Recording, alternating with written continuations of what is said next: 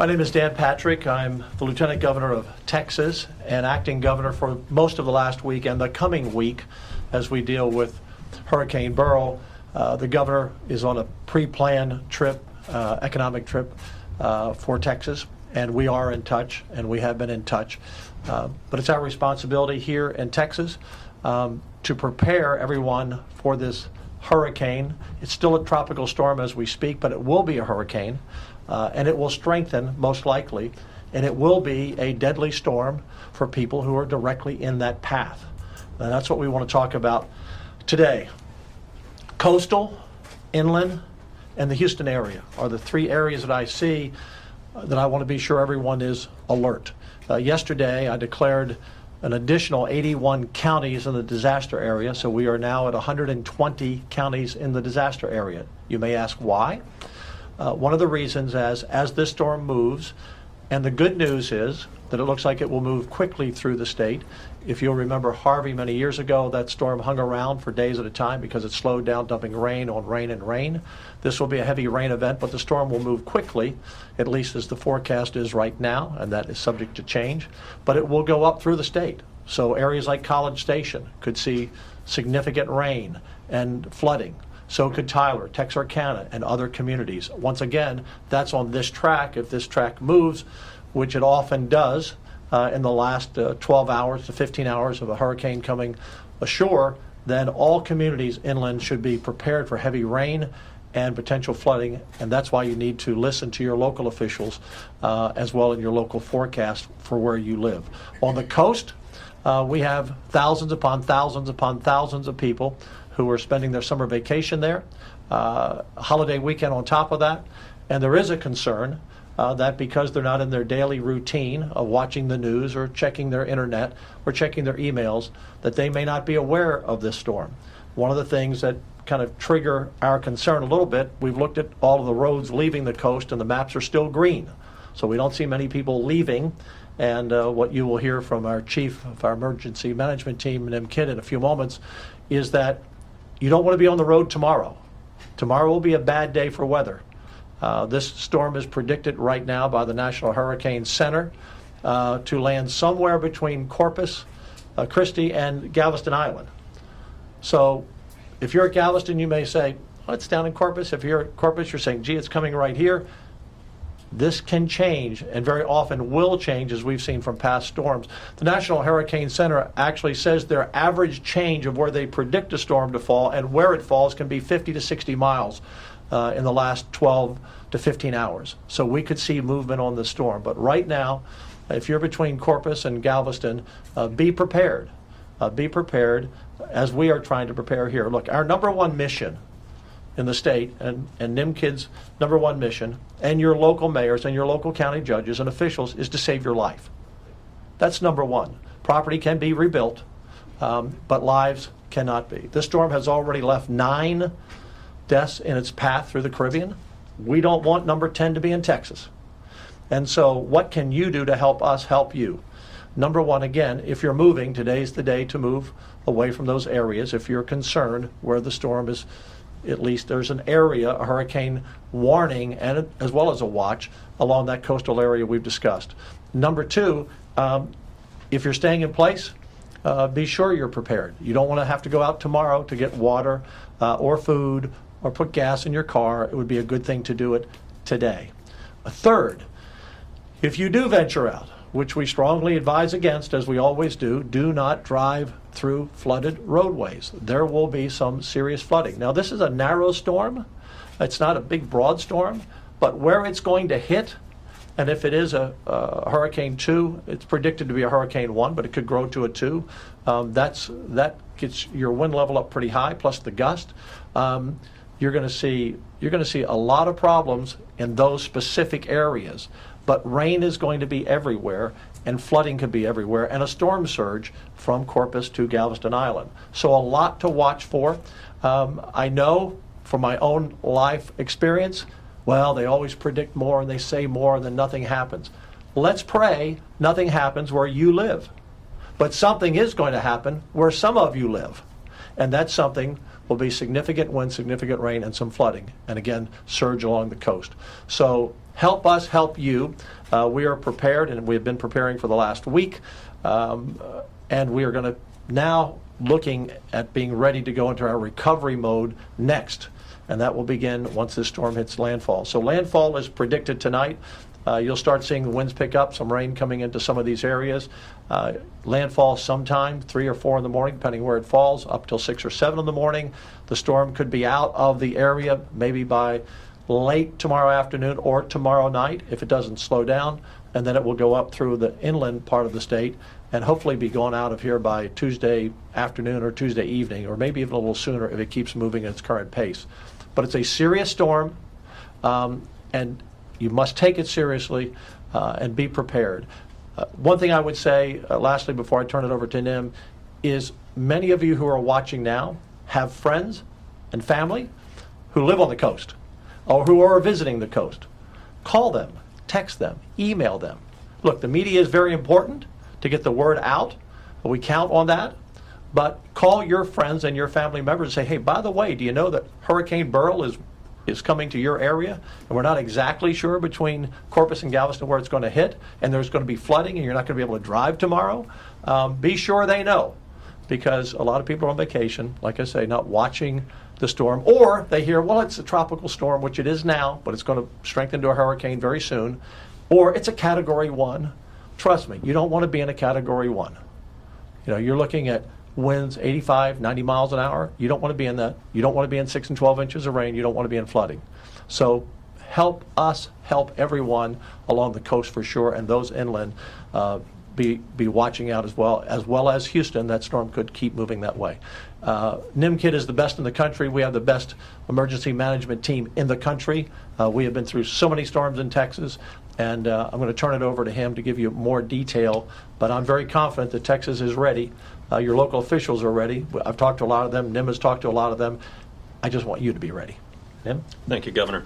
As Governor Patrick mentioned, we have about 6 hours before the first tropical storm force winds line up somewhere along the Texas coast. Now is the time to make your final preparations in responding to this threat. There will be power outages. Let that be known. There's going to be some place in Texas that with these tropical and hurricane force winds, we are going to have power outages. Now is the time to make sure that all of your devices are charged up, that your phones are charged up, your computers are charged up, and that you have fuel in your vehicles. We have been in contact with every county judge along the Texas coast and their emergency management teams. Our agency has people in their emergency operations center. We have prepared search and rescue teams, emergency medical support teams, and we've also anticipated power outages for those that are power dependent. And so that's very important. If you have a family member that requires electricity for their lifelines at their homes, to make sure that you've checked on them, it's not too late. You have a few more hours to get them to a safe place. We've encouraged our local partners to check in with their debris contractors. The faster we get debris cleaned up, the faster we get back on the road to recovery. And for you personally, it's not too late to make sure you have all of the documents your insurance company is going to require, that you have them able to find. Most importantly, heed the warning of your local officials and stay tuned to your local meteorologist, because this path will likely change before landfall. I'm going to quickly run through some of the state agency resources that are supporting our local partners as we end preparation, move into response, and prepare for recovery. The Texas Division of Emergency Management has staff supporting our local EOCs and staging areas, as well as talking to the 911 call centers, cellular service providers, amateur radio operators, and satellite communications. Texas A&M Forest Service has all hazard strike teams, which are local government firefighters from across the state. They are staged, ready to support those local governments that are impacted. They have incident management teams available, as well as SAW crews to help us with debris cleanup. The AgriLife Extension Service and Animal Health Commission are working with our livestock partners to make sure that livestock and all of their equipment are out of the way, and any animal shelter issues that we have. Texas A&M Task Force 1 has structural urban search and rescue teams in theater, as well as our swiftwater rescue boats, swimmers for our aircraft that you'll hear about in a few minutes, and then our medical support teams. Texas Commission on Environmental Quality has staff ready to support water, wastewater, and public drinking water systems. TxDOT has road crews that are out right now making sure all the transportation lanes are open, that the storm drains are open, and they're ready to assist in evacuation of motorists for those that get stranded or run out of fuel along the highways. Department of Information Resources making sure that all of our cybersecurity systems are up. The Department of Public Safety has Highway Patrol out in force. All of their aircraft are available for us, as well as their Marine unit. Texas Parks and Wildlife game wardens and their boats are out in force, as well as their state police from their parks. Department of State Health Services has rostered the Emergency Medical Task Force, which is over 50 ambulances, 7 ambuses, 25 missed personnel, and 10 medics to go on additional buses. These are staged to help if we have to evacuate any hospital, nursing home, or assisted living facility. Texas Military Department has almost 300 people in the field today that are for ground transportation units. They will help us do high water evacuations if that's needed. They have their aircraft that we're able to do rescue with, and they are already in position to do point of distribution or pod distributions for those areas that do have power outages or may have water issues. Finally, I want to thank our volunteer organizations active in disaster, the Red Cross, the Salvation Army, and all of those VOAG partners that will come in and help us do cleanup after the fact. Public Utility Commission has been working hard with the electric co-ops in the area, as well as AEP and Centerpoint, to make sure that state agencies and personnel are ready. There will be power outages. We have medical assets that are available. There will be inland flooding. And what we find is this freshwater inland flooding tends to be more of a killer of our citizens than the actual storm surge. So please, please do not drive through water, turn around, don't drown. Thank you, Governor. Thank you, Nim. 2 other things I want to be sure to mention. Rip currents. We're seeing on social media and on the cameras along the coast, there are a lot of people still in the water, and these rip currents are deadly. In fact, there's a warning all the way across the entire Gulf Coast. This storm is going to impact rip currents even in Florida and Alabama and Mississippi and Louisiana. So it's not smart to be in the water today or tomorrow or the day after. Deadly. We've already had a number of people drown before this storm in Texas because of rip currents and around the Gulf Coast. So please, if you're in the water, even knee deep can get you out there. So be very careful. Secondly, on the roads, if you drive up to a road and you see water and you're not sure of how deep it is, but you're saying, well, there's no barrier there. Well, the barriers may have been blown away, or TxDOT couldn't get there because of the storm to put the barriers there. So just don't drive across a road where you don't know the bottom, because your car will just, in a few feet of water, you'll be drifting down the river. So please be careful. Those are, as Nim said, the flooding after the fact. Let me give you this, and we will have rain, by the way, after the storm goes through, and we hope it continues to be a fast-moving storm, 10, 12, 13 miles an hour. But we're going to have tropical rain continuing probably for a number of days in some of the areas for the week, so that can pour on top of the rain we get and still cause flooding inland. Go to TDEM, TDEM, TDEM/Texas, .texas, .gov/Beryl. So TDEM, TDEM, .texas, spell it out, .gov/Beryl, BERYL. Any questions? Hey, Governor, what are you hearing from, what are you asking from federal agencies in the White House? Nim? So FEMA has been here with us in the Emergency Operations Center since before we even let y'all know that we were working on this. Yes. We are very close contact with our FEMA regional administrator who lives and works in Denton. He and I have been talking several times a day. At this point, remember, Texas, by federal law, needs to have $54 million of uninsured public damage and public loss before the president can grant a major disaster declaration. We don't have those dollars yet. With the size of this storm, and we're praying we don't get to that point. But if we do, we are tied in very close to our federal partners. And how about just for assets? Equipment, manpower, that's what. So they have pre-positioned some response assets as well as some food and water and blue tarps for our use if we need them. That will be on top of what we already have available as our own state resources. Any other questions? We're counting on the media to get the word out. We are on watch and have been on watch. The people who work at the emergency management team here, it's 24/7. So we will be with you through the storm.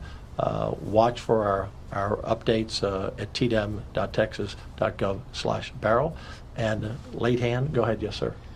Yeah, I guess my question would be, is there anything that y'all are, y'all have a lot of experience with storms, right? In the Gulf. Yes. Is there anything about this storm, though, that y'all are keeping an eye on or that might be of particular concern? I reached out to Nim about 4 in the morning several days ago, and I sent him a text and I said, the thing that concerns me about this storm is what happened back in 2008 when the storm was predicted to go up through Victoria and Sugar Land, and we had a team call. I was in the Senate then with the then governor and lieutenant governor, and we were assured that's where it was going. And people on Bolivar Island at that time felt like they were out of harm's way, and many stayed. And overnight, that storm moved about 40 miles, and we all know that tragedy of Bolivar Island. And many of those people drowned, and some were washed out to sea. So that was the first thing that really came to my mind, because we often see the hurricanes kind of come up, through the Caribbean like a straight shot. But these storms that come up through the eastern Caribbean and then come over the Yucatan Peninsula and kind of come in the back door, a lot of people aren't watching it as much, and they don't take them as seriously. So we're not suggesting that this is going to be an Ike or a Harvey that stayed over land a lot. But these storms, and Cat 1s are serious storms. If you're in the way of a Cat 1, that's bad news. And again, many people watching right now will not be affected or likely affected in the coast and inland. But I assure you, some watching are going to have significant wind, 85 to 100 miles an hour or more, and higher gust. And that's property damage, that's trees down, that's flooding, and that's lots of rain. And so that's going to come. So we just want to be sure that every Texan is safe, and that's our number one job, save lives. And Governor, if I may, most Texans have seen a 4-day holiday weekend, not Yeah. the folks in the room behind me. And I think that's one of my concerns is the timing of this. With everybody being on vacation, kids are out of school right now, it's a great time. But I need to make sure that I get your help in getting the message out to those that are still in harm's way that may not realize it yet. We're at a place right now that we have no deaths in Texas related to this storm. I'd sure like to keep it that way. One way is that we get this turnaround, don't drown message out. Yes. Another way is if you lose power, carbon monoxide poisoning and carbon monoxide killings are very dangerous. It's a colorless, odorless gas, and too many people will start a generator inside their garage or inside their house to power their appliances.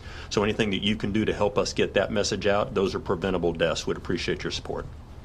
Thank you, and we will keep you updated. Thank you all very much. Thanks, everyone.